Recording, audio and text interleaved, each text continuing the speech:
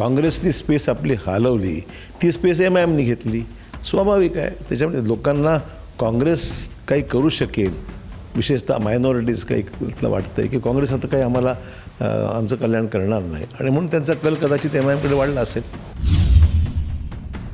अशोक चव्हाणांच्या नेतृत्वामध्ये नांदेड महापालिकेवर काँग्रेसचा महापौर हा बसलेला होता आणि आज पुन्हा एकदा अशोक चव्हाणांच्याच नेतृत्वामध्ये भाजपचा पहिल्यांदाच महापौर बसणार आहे. आपल्यासोबत राज्याचे माजी मुख्यमंत्री अशोक चव्हाण हे आपल्यासोबत आहेत. काय सांगणार, एवढा मोठा जो यश आहे भाजपनं या ठिकाणी संपादन केलं आहे, आपण कसं पाहता, या सगळ्या यशाचं गणित कसं करता? नाही, मी या यशाकरता नांदेडच्या तमाम मतदारांचे आभार प्रथम मानेन की त्यांचा माझ्यावर जो विश्वास आहे तो अद्यापही कायम आहे.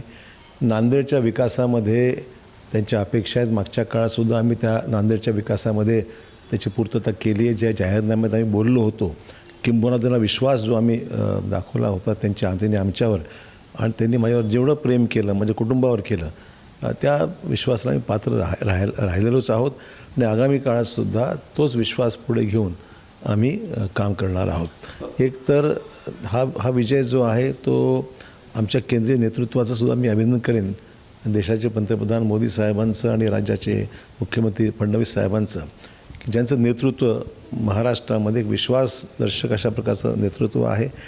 त्यांच्याकडून विकसित भारत आणि विकसित महाराष्ट्राच्या अपेक्षा लोकांच्या आहेत, त्याला प्रतिसाद आहे. लाडक्या बहिणींचं भरभरून साथ मिळालेली आहे आणि माझ्या कार्यकर्त्यांचीसुद्धा खूप मेहनत आहे भाजपच्या, की ज्यांच्या अथक प्रयत्नामुळे पक्षाला यश मिळालेलं आहे. ज्या पद्धतीनं नांदेडमध्ये भाजपला यश मिळालं, त्याच पद्धतीनं मुंबई महापालिकेवर सुद्धा भाजपचाच भगवा फडकलेला आहे आणि उद्याचा महापौर जो आहे मुंबई महापालिकेवर तो सुद्धा भाजपचाच होणार आहे.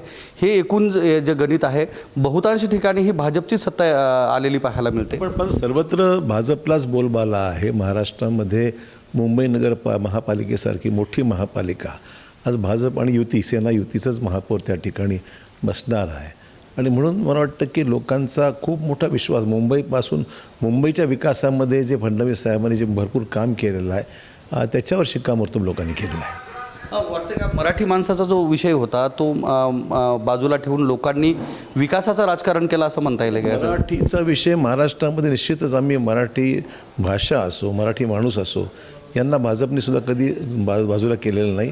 उलट त्यांच्या हितासाठीच निर्णय भाजपने घेतलेले, मराठी माणसाच्या हितार्थ निर्णय घेतलेले आहेत.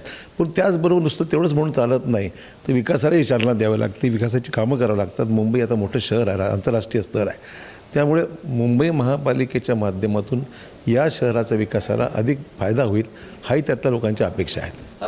एकूण जर पाहिलं तर महाराष्ट्रामधलं आणि एकूण मराठवाड्यामधलं जे काँग्रेसचं जे गणित आहे राजकारणाचं, हे काँग्रेसचं राजकारणाचं गणित कुठंतरी बिघडलं आहे असं वाटतं का?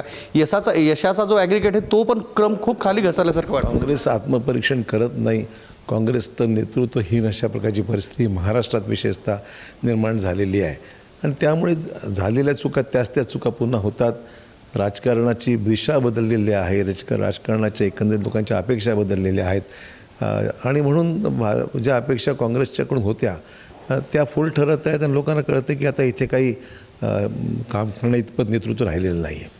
ज्या पद्धतीने अगोदरच्या कालावधी आपल्या नेतृत्वामध्ये जवळपास 73 जागा आलेल्या होत्या, आज आपल्या नेतृत्वात भाजपच्या 45 जागा आल्यात, काँग्रेसच्या इनमीन 10 जागा आलेल्या आहेत आणि मराठवाड्यामध्ये बहुतांश ठिकाणी सुद्धा कमी आलेल्या आहेत. मात्र जर इतर पक्षांचं पाहिलं तर या ठिकाणी MIMच्या 14 जागा आलेल्या आहेत, जे नव्हतं. छत्रपती संभाजीनगरमध्ये जवळपास 28 जागा आलेल्या आहेत. या पक्षांचा वाढता क्रम या ठिकाणी दिसतो. कसं पाहताय सगळ्याकडे? तरी स्पेस भरून कोणीतरी काढलंच ना.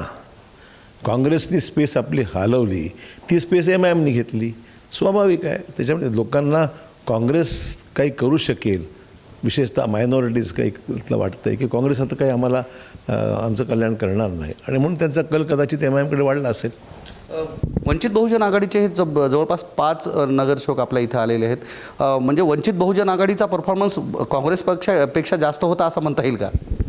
आता असं ॲनालिसिस या सगळ्या रिझल्टचं करावं लागेल की नेमकं कशामुळे इतर पक्षांना यश जे काही मिळालेलं आहे त्याचं ॲनालिसिस करून नेमकी कारणं ही शोधावं लागतील. या शेवटचा प्रश्न, या विजयाच्या सगळ्या समीकरणा पाठीमागं येणाऱ्या कालावधीमध्ये काय अजेंडा असणार आहे, भविष्यात नेतृत्व आम्ही प्रसिद्ध केलेला आहे. जाहीरनाम्यामध्ये विकसित नांदेड स्थानिक वॉर्डातले प्रश्न आहेत, हा एक विषय महत्त्वाचा आहे. आणि त्या जिल्ह्याचा आणि शहराचा विकास जो आहे तो राज्य सरकारकडून केंद्र सरकारकडून ज्या अपेक्षा आहेत त्याचा पूर्ण आम्ही लेखाजोखा आमच्या या जाहीरनाम्यात व्यक्त केलेला आहे आणि तसाच पाठपुरावा आम्ही करणार आहोत.